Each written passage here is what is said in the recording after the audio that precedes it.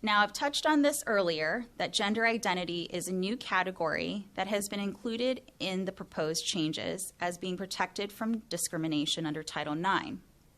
Politically, this has been one of the most controversial provisions under the proposed changes because not everyone agrees that sex should be defined by gender preferences as opposed to the biological sex you are assigned at birth.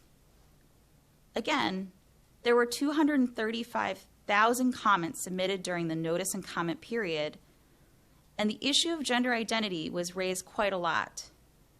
In fact, it also received a lot of attention in the news. To support the addition of gender identity under Title IX, the department relies on the U.S. Supreme Court's decision in Bostock v. Clayton County, a Title VII case that explained how it's impossible to discriminate against a person for being homosexual or transgender without discriminating against that individual based on sex. The court stated, "Take an employer who fires a transgender person who was identified as a male at birth, but who now identifies as a female.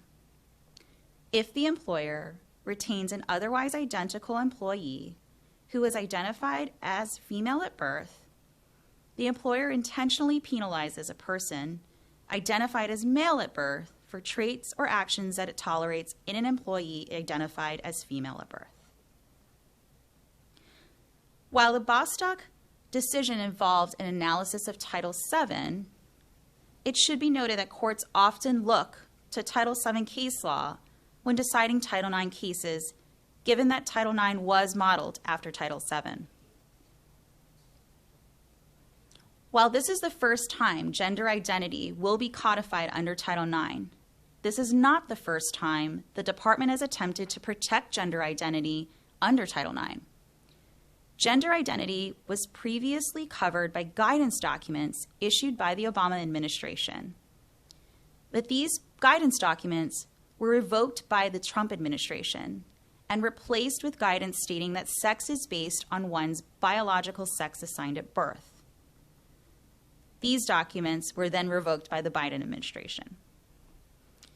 The department states in its preamble to the NPRM that it is not defining sex in Title IX through the inclusion of gender identity.